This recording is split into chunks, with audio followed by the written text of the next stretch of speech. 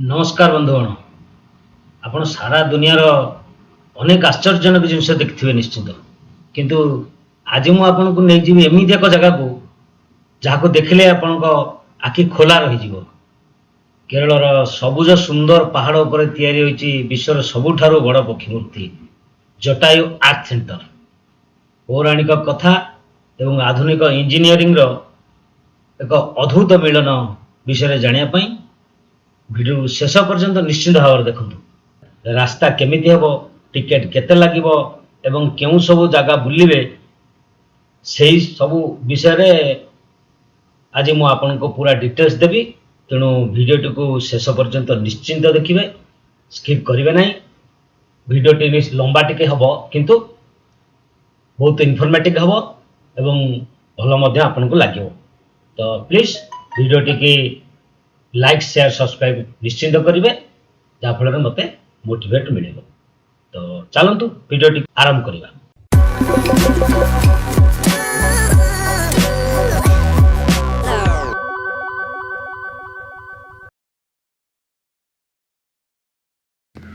तो भाई good morning. तो आज गोटे नुआ सकाळ आपन सहित देखा। तो यहाँ आम होम स्टे देखते आप भाया। तो ये अंकल आंटी तो बर्तमान आम आम होम स्टे छाड़ देचु। बर्तमान बाहर जटायु को। तो आम बर्तमान थिलु आलेपी। तो चलला तो आज आम जा जटायु को। भाई केरलार से जटायु आउ गोटे जगह अच्छी एठू 150 किलोमीटर डिस्टेंस।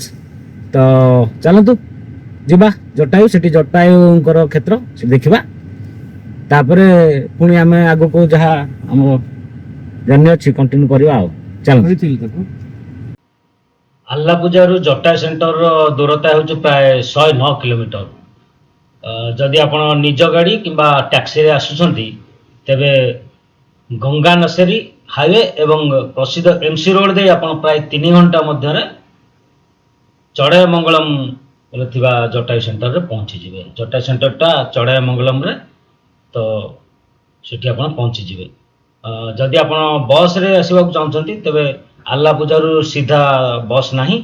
आपन को प्रथमे केरल सरकारी बस केएसआरटीसी रे थिरुवाला आसवाक पड़िबो एवं सेठारू आपन को चढ़ाई मंगलम पय अन्य एक बस रे आसवाक पड़िबो। आउ जदि ट्रेन पसंद तेबे सबुठु पाख स्टेशन होची कोलाम जंक्शन। तो सेठारू जटायु सेंटर मात्र 38 किलोमीटर दूर। तो आपन किछि असुविधा हबो नाही।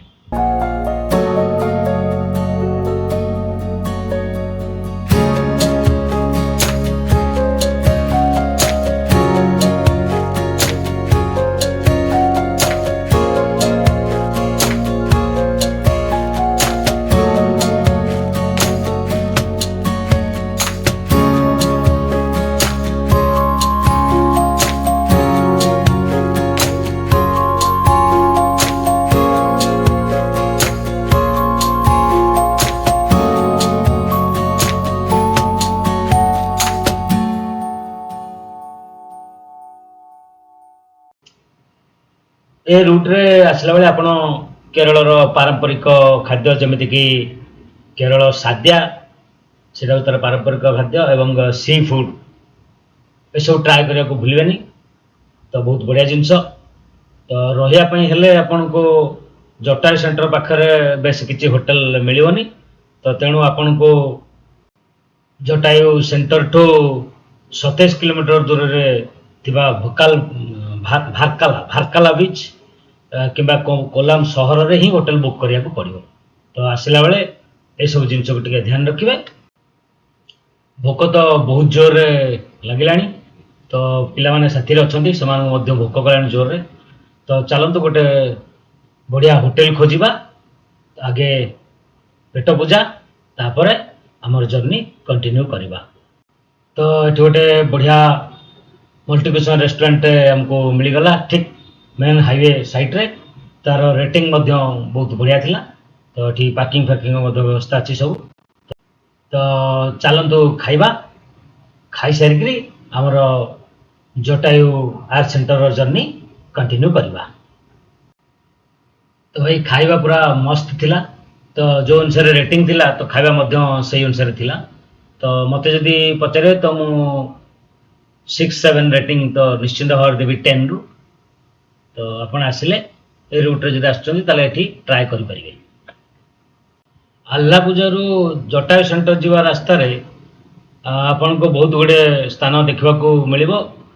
ତ ଆଖପାଖରେ ତ ସେଥିମଧ୍ୟରୁ କୁଟନାଡ଼ ବ୍ୟାକ୍ ୱାଟର ହେଉଛି ଗୋଟେ ଅନ୍ୟତମ ସୁନ୍ଦର କେନାଲ ଏବଂ ଧାନ ବିଲର ଦୃଶ୍ୟ ଆପଣଙ୍କୁ ଦେଖିବାକୁ ମିଳିବ। ତ କୋଟାରକାରା ଗଣପତି ମନ୍ଦିର ମଧ୍ୟ ଆପଣଙ୍କୁ MC ରୋଡ଼ରେ ମିଳିଯିବ। ବହୁତ ଗୋଟେ ପୁରାତନ ମନ୍ଦିର। ଜଟାୟୁ କେନ୍ଦ୍ର ଭିତରେ ଆପଣଙ୍କୁ ବିଶାଳ ପକ୍ଷୀର ମୂର୍ତ୍ତି, ପ୍ରଭୁ ଶ୍ରୀରାମଙ୍କ ପାଦଚିହ୍ନ, ପାହାଡ଼ ଉପରେ ଥିବା କୋଦଣ୍ଡ ରାମ ମନ୍ଦିର ଦେଖିବାକୁ ମିଳିବ, ଯେଉଁଟାକି ଆମେ ଆଗରେ ଦେଖିବା। ତ ଭାକାଲ ବିଚ୍ ଦେଖିବାକୁ ମିଳିବ। ଜଟାୟୁ ସେଣ୍ଟର ଠାରୁ ପ୍ରାୟ 27 କିଲୋମିଟର ଦୂରରେ ଏଇଟା ପଡ଼ିବ। ପ୍ରସିଦ୍ଧ ପାହାଡ଼ିଆ ସମୁଦ୍ର କୂଳରେ ଏଇଟା ଅବସ୍ଥିତ। ତ ଯାହା ପର୍ଯ୍ୟଟକମାନଙ୍କର ପ୍ରଥମ ପସନ୍ଦ। ତ ଏସବୁ ଜିନିଷ ଆପଣଙ୍କୁ ରାସ୍ତାରେ ଦେଖିବାକୁ ମିଳିବ। ତ କଥା ହେଉ ଆମେ ଆସି ପହଞ୍ଚିଗଲେ ଆର୍ଥ ସେଣ୍ଟର ପାଖରେ। ତ ବର୍ତ୍ତମାନ ଆମେ ଯିବା ଆର୍ଥ ସେଣ୍ଟରର ପାର୍କିଂ କି। ତ ଭାଇ ଏଇଟା ହେଉଛି ଜଟାୟୁ କ୍ଷେତ୍ରର ପାର୍କିଂ। ତ ବର୍ତ୍ତମାନ ଆମେ ପହଞ୍ଚିଗଲୁ ପାର୍କିଂରେ। ତ ଗାଡ଼ି ପାର୍କ କରିଦେଲୁନୁ। 30 ରୁପିଜ୍ର ଟିକେଟ୍ ଥିଲା।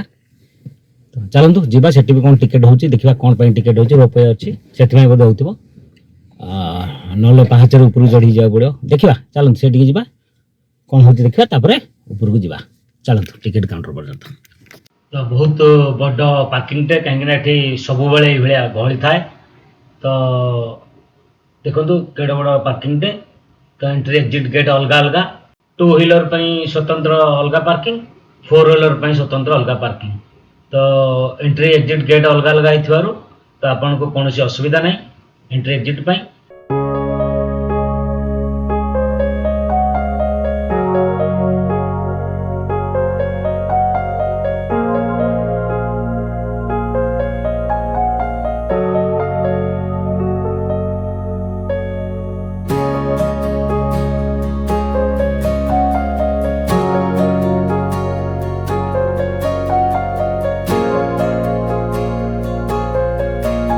ତ ଏଠିକି ଆସିଲା ପରେ ଆପଣ ଦୁଇଟା ପ୍ରକାରର ୱେରେ ଉପରକୁ ଯାଇପାରିବେ।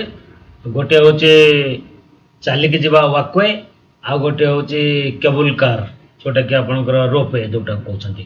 ତ ଦୁଇଟା ଯାକରେ ଏଣ୍ଟ୍ରି ଫିସ୍ ସମାନ, କିନ୍ତୁ ଯିବା ପାଇଁ ଅଲଗା ଅଲଗା ଫିସ୍ ଅଛି। ତ ଫାଷ୍ଟ ୱାକୱେ ପାଇଁ ଆପଣଙ୍କୁ ଏଣ୍ଟ୍ରି ସହିତ 325 ଟଙ୍କା ଦେବାକୁ ପଡ଼ିବ ୱିଥ୍ GST। ତ ପ୍ରତ୍ୟେକ ବ୍ୟକ୍ତି ପାଇଁ। ତ ଏଥିରେ ଉପରକୁ ଯିବା ପାଇଁ ଆପଣଙ୍କୁ 826ଟି ପାହାଚ ଚଢ଼ିବାକୁ ପଡ଼ିବ।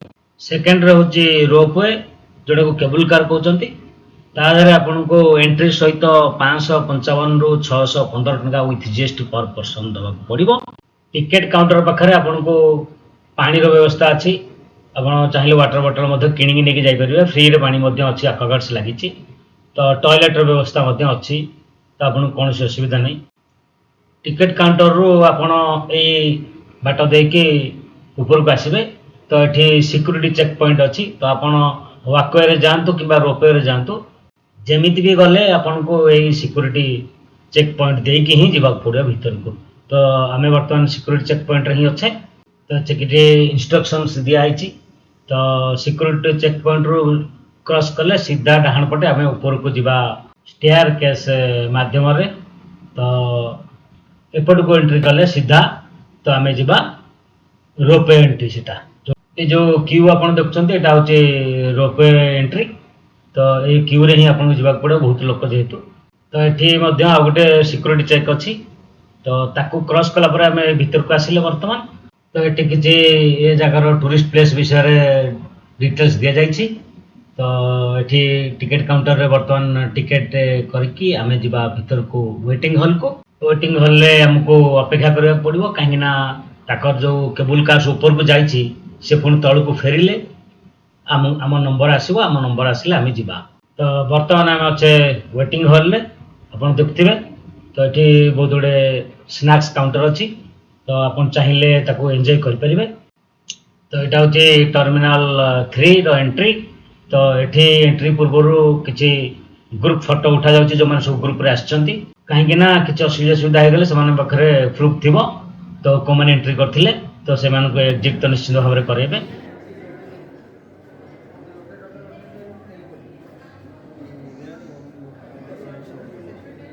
तो एबे आमे रोपवे पाखे आसी ऑलरेडी पहुंच सारलुणु। तो आपको देखा जाउथिबो सेटा होची मोटर रोपवे रो जो कार गुडा आसुची ए मोटर माध्यम से ऑपरेट करा होची सब आपन देखुथिबे। तो सेठी आसी स्टॉप हबो सेठु पुणी ऊपर आउर गोटे मध्य एबडा मोटर अछि जोटकी आमे जिबा। तो यही दुईटा मोटर माध्यम ए रोपवे टिके कंट्रोल करा होची। तो आपन देखते से ऊपर कार गुडा आसुचंती रोपवे रो जो कार गुडा तो से आसिक पुणी एठी स्टॉप हेबे। स्टॉप हैला परे जो मैंने आसीथिबे से ओल्हेबे आमे पुणी चढ़िबू। बहुत कम समय पाई के स्टॉप होची।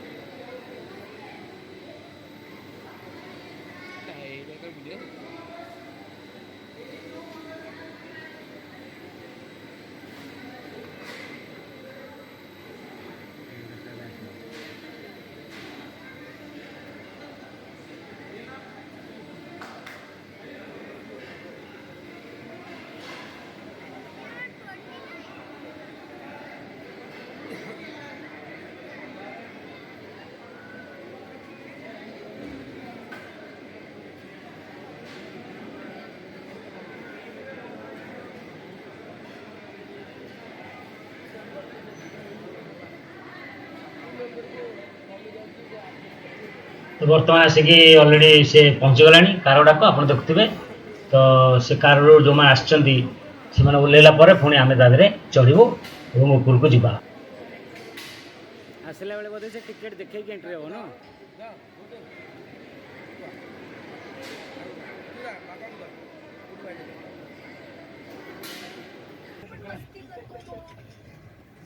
जटायु आर्ट सेंटर सोमवार शुक्रवार सकाळ 10टा रु संध्या 5:30 पर्यंत खोला रुहे। आ शनिवार रविवार केवल 9:30 रु 6टा पर्यंत खोला रुहे।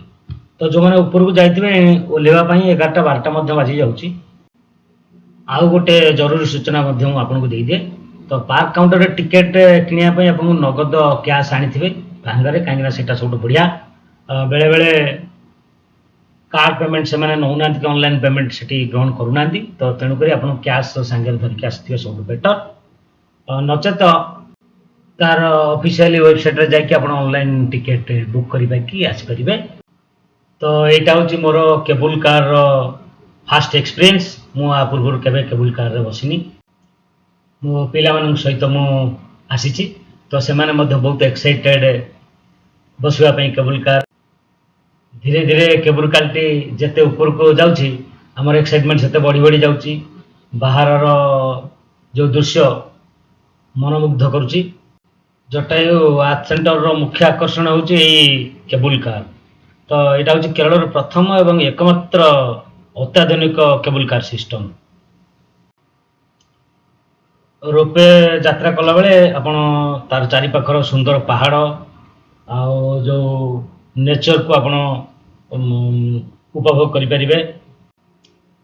जदि आपण संध्या समय रे इवनिंग आवर जदि आपण आसुछंती ताले गोटे सुंदर सनसेट दृश्य आपको देखा मिल। तो ये ऊपर सनसेट देखा बहुत बढ़िया लगे कहीं चारिआडे नेचर पहाड़ पर्वतर दृश्य अन्य नेचर दृश्य आपको बहुत मंत्रमुग्ध कर। ता भितर जो सनसेट दृश्यटी आपन को बहुत शांति दब लगे जमी आपणकर यात्रा सफल हो गला। पहाड़ ऊपर को जावाई दुईटे रास्ता अच्छी जोटा मुझे आसला आपको कही। गोटे चला रास्ता अच्छी पाहाच मध्यम आप आसवे आ गोटे रोपवे। चला बाट देखिए जब आप आपको 826 टी पाहाच चढ़ा पड़ो जोटा कि छोट पिला आउ वयस्क लोक मानी बिल्कुल ठीक नुहे से चढ़ी पारे ना एत गुड़े पाहाच। तो से ये जो रोपवे वयस्क व्यक्ति छोट पिला स्त्री लोक मान पूरा सुरक्षित। तो आप आराम यात्रा करें। तो प्रत्येक केबल कार बा कैबिन रे एका संगे 8 जन व्यक्ति बसिक यात्रा करें। विशाल जटायु मूर्ति ଥିବା ପାହାଡ଼ ଉପରକୁ ପହଞ୍ଚିବା ପାଇଁ ଆପଣଙ୍କୁ ତଳ ଷ୍ଟେସନଠୁ ମାତ୍ର କିଛି ମିନିଟ୍ର ସମୟ ଲାଗିବ, ବେଶୀ ସମୟ ଲାଗିବ ନାହିଁ। ତ ଆପଣ ଆରାମରେ ରୋପୱେ ମାଧ୍ୟମରେ ଉପରେ ପହଞ୍ଚି ଯାଇପାରିବେ। ଏଇଟା ଥିଲା ଆକ୍ଚୁଆଲି ବ୍ରେକ୍ ପଏଣ୍ଟ। ତ ଏଠି କିଛି ସମୟ ପାଇଁ ବ୍ରେକ୍ ଦିଆ ହେଇଥିଲା ସନସେଟ୍ ଦେଖିବା ପାଇଁ, ମୁଁ ଆପଣଙ୍କୁ ଦେଖେଇଲି। ଯେହେତୁ ଏ କାଚଗୁଡ଼ା ଟିକେ ଧୂଆଁ ଧୂଆଁ ହେଇଯାଇଛି, ସେଥିପାଇଁ ଠିକ୍ ସେ ଟିକେ ଦେଖାଯାଉ ନାହିଁ। ତ ଦେଖନ୍ତୁ ଏକାଥରକେ ତିନିଟି କେବୁଲ କାର ଉପରକୁ ଆସୁଛି, ତିନିଟି ତଳକୁ ଓହ୍ଲୁଛି ତିନିଟି। ତ ଏଇଭଳିଆ ରୋଟେସନ୍ ହେଉଛି।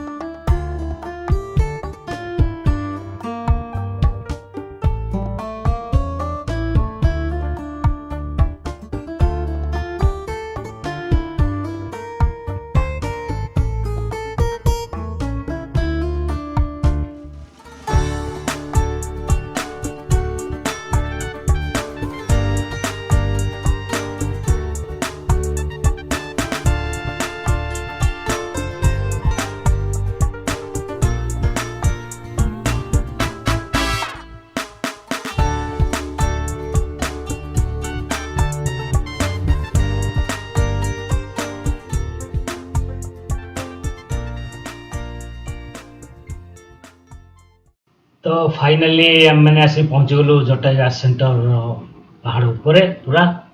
तो यहाँ हूँ जटायु आर्थ सेंटर। तो चलतु मुझे आपको उपरको लेकिन जाऊँगी। प्रथम सनसेट्र दृश्य देखी, तापर आपन को एठी श्रीराम मंदिर बुलेकी देखी, प्लस रामकर पाद चिन्ह अच्छी।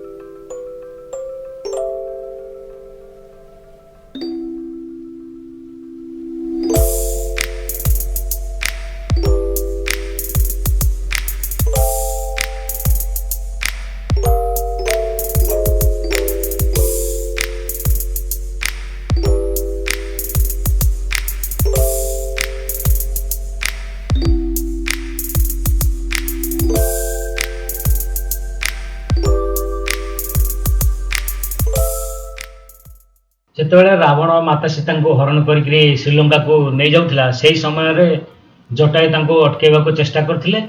ତ ରାବଣ ତାଙ୍କ ପକ୍ଷୀକି କାଟି ଦେଇଥିବାରୁ ସେଇ ପାହାଡ଼ ଉପରେ ହିଁ ପଡ଼ିଯାଇଥିଲେ। ତ ଏଇ ଯେଉଁ ମାର୍ବଲ ପ୍ଲେଟ୍ରେ ସେଇ ସବୁ ଜିନିଷ ଲେଖା ହେଇଛି, ଜଟାୟୁଙ୍କର ଷ୍ଟୋରି। ତ ଆପଣ ବିଭିନ୍ନ ଭାଷାରେ ଲେଖା ହେଇଛି, ପଢ଼ିକି ବି ବୁଝିପାରିବେ।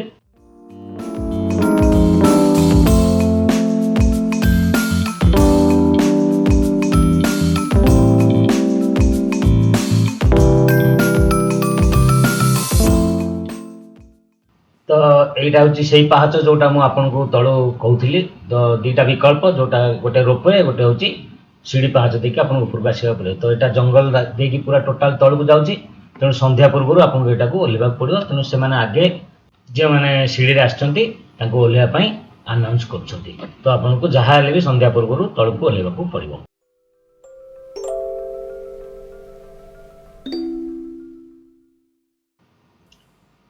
ଯେତେବେଳେ ଦୁଷ୍ଟ ରାବଣ ମାତା ସୀତାଙ୍କୁ ହରଣ କରିକି ଲଙ୍କା ନେଇଯାଉଥିଲା, ସେତେବେଳେ ଜଟାୟୁ ମାତା ସୀତାଙ୍କୁ ରକ୍ଷା କରିବା ପାଇଁ ରାବଣ ସହ ଲଢ଼େଇ କରିଥିଲେ କୁହାଯାଏ। ଏହି ଯୁଦ୍ଧରେ ରାବଣ ଜଟାୟୁଙ୍କର ପର କାଟି ଦେଇଥିଲେ। ସେ ଆହତ ହୋଇକି ଠିକ୍ ଏଇ ପାହାଡ଼ ଉପରେ ପଡ଼ିଥିଲେ, ଯାହାର ନାଁ ଜଟାୟୁ ପାରା ଦିଆଯାଇଥିଲା। ତ ଏଇ ମୂର୍ତ୍ତିଟି କେବଳ ଏକ ପର୍ଯ୍ୟଟନ ସ୍ଥଳୀ ଭାବରେ ନୁହେଁ, ଏହା ନାରୀର ସମ୍ମାନ ଏବଂ ସୁରକ୍ଷାର ଏକ ବଡ଼ ପ୍ରତୀକ ବୋଲି କୁହାଯାଏ।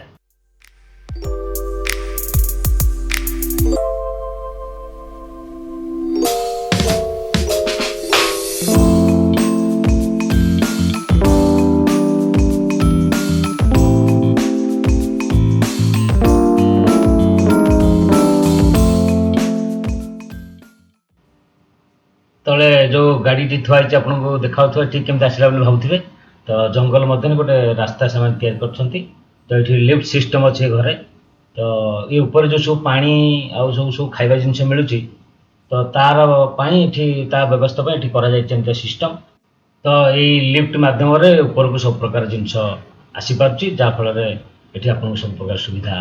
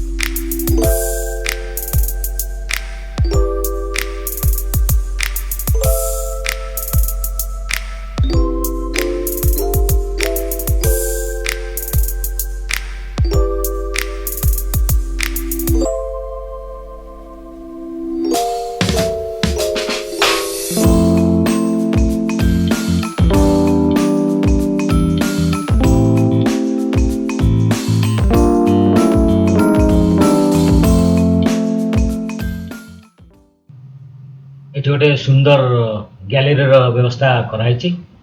ଏଠି ସନସେଟ୍ର ଭ୍ୟୁ ଆପଣଙ୍କୁ ବହୁତ ବଢ଼ିଆ ଆସିବ। ଏଠି ହେଉଛି ସନସେଟ୍ ଭ୍ୟୁ ପଏଣ୍ଟ। ତ ଏଇଠୁ ଆପଣଙ୍କ ସନସେଟ୍ର ଭ୍ୟୁ ବହୁତ ବଢ଼ିଆ ଲାଗିବ।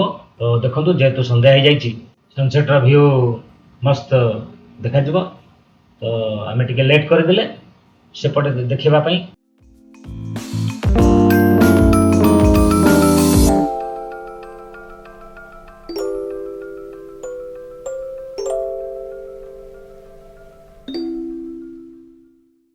ତ ଏଇଟା ହେଉଛି ଶ୍ରୀରାମଙ୍କ ଟେମ୍ପୁଲ। ତାଙ୍କର ପାଦ ଚିହ୍ନ ମଧ୍ୟ ସେଠି ରଖାହେଇଛି ଯେତେବେଳେ ସେଠିକି ଆସିଥିଲେ।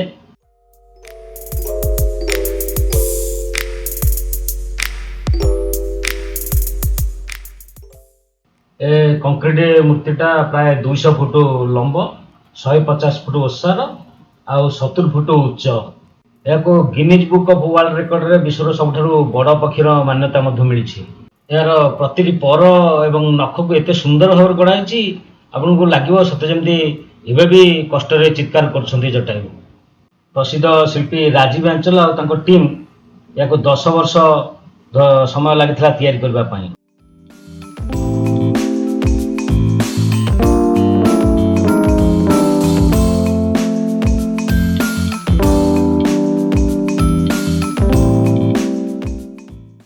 ବନ୍ଧୁମାନେ, ଆପଣ ଜଟାୟୁଙ୍କର ବିଶାଳ ମୂର୍ତ୍ତି ପ୍ରତିମା ତ ଦେଖିଲେ। ଜଟାୟୁ ମୂର୍ତ୍ତିର ଠିକ୍ ପାଖରେ ଶ୍ରୀରାମଙ୍କର ଚମତ୍କାର ଭବ୍ୟ ମନ୍ଦିରଟି ପ୍ରସ୍ତୁତ କରାଯାଇଛି। ଏଠାରେ ଅଷ୍ଟଧାତୁରେ ତିଆରି ଶ୍ରୀରାମଙ୍କର ଏକ ଭବ୍ୟ ଆଉ ସୁନ୍ଦର ପ୍ରତିମା ପୂଜା ପାଉଛନ୍ତି।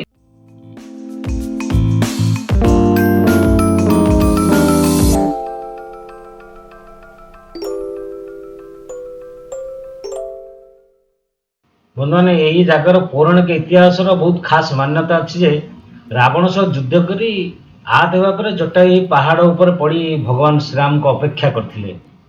ଯେତେବେଳେ ପ୍ରଭୁ ଶ୍ରୀରାମ ମାତା ସୀତାଙ୍କୁ ଖୋଜି ଖୋଜି ଆସିକି ଏଠାରେ ପହଞ୍ଚିଲେ, ସେତେବେଳେ ଜଟାୟୁ ତାଙ୍କୁ ରାବଣ ବିଷୟରେ ସବୁ କଥା କହିଥିଲେ ଏବଂ ଶ୍ରୀରାମଙ୍କ କୋଳରେ ହିଁ ନିଜର ପ୍ରାଣ ତ୍ୟାଗ କରିଥିଲେ। ଆଜି ବି ଏହି ମନ୍ଦିର ପାଖରେ ପ୍ରଭୁ ଶ୍ରୀରାମଙ୍କର ଏକ ପାଦଚିହ୍ନ ସୁରକ୍ଷିତ ଭାବେ ରଖାଯାଇଛି। କେବଳ ସେତିକି ନୁହେଁ, ପାଖରେ ଏକ ଛୋଟ ଜଳାଶୟ ମଧ୍ୟ ଅଛି, ଯାହା ବିଷୟରେ କୁହାଯାଏ ଯେ ଏହା ଜଟାୟୁଙ୍କ ଥଣ୍ଟ ବାଜିକି ତିଆରି ହୋଇଥିଲା ଏବଂ ସେହି କୁଣ୍ଡର ପାଣି ପିଇକିରି ଜଟାୟୁ ଶ୍ରୀରାମଙ୍କର ଆସିବା ପର୍ଯ୍ୟନ୍ତ ଜୀବିତ ଅବସ୍ଥାରେ ଥିଲେ।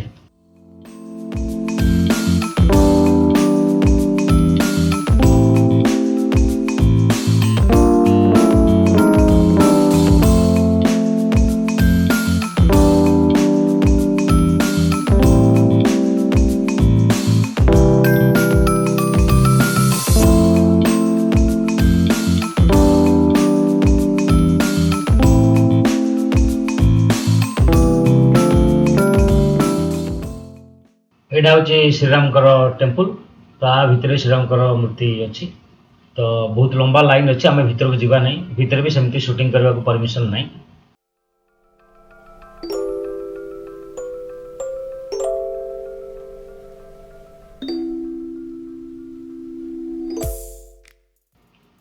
ଏଇଠି ଶ୍ରୀରାମଙ୍କର ପାଦ ଚିହ୍ନ ଅଛି। ନଷ୍ଟ ନ ହୋଇଯାଉ ସେଥିପାଇଁ ତାକୁ ପ୍ରୋଟେକ୍ଟ କରିବା ପାଇଁ ଗୋଟେ କାଚର ବକ୍ସ କରିଦିଆଯାଇଛି। ଦେଖନ୍ତୁ କେତେ ସୁନ୍ଦର ଭାବରେ ବକ୍ସ କରିକି ତାକୁ ପ୍ରୋଟେକ୍ଟ କରିକି ରଖିଛନ୍ତି।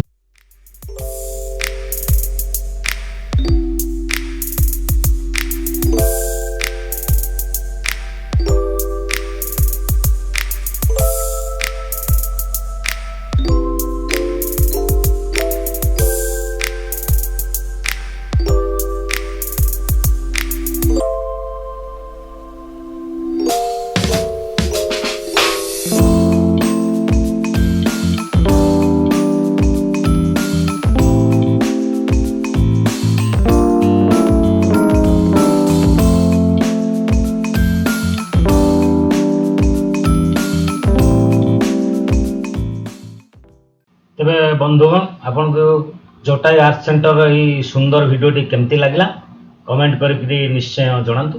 ଯଦି ଭିଡ଼ିଓଟି ଭଲ ଲାଗିଥାଏ ତେବେ ଲାଇକ୍ କରନ୍ତୁ, ସାଙ୍ଗମାନଙ୍କ ସହ ସେୟାର କରନ୍ତୁ ଏବଂ ଏମିତି ଆହୁରି ସୁନ୍ଦର ଭିଡ଼ିଓ ଦେଖିବା ପାଇଁ ଆମ ଚ୍ୟାନେଲକୁ ସବସ୍କ୍ରାଇବ୍ କରିବାକୁ ଜମାରୁ ଭୁଲନ୍ତୁ ନାହିଁ। ଦେଖା ହେବ ଆଉ ଏକ ନୂଆ ଭିଡ଼ିଓରେ। ସେ ପର୍ଯ୍ୟନ୍ତ ରହୁଛି। ଧନ୍ୟବାଦ।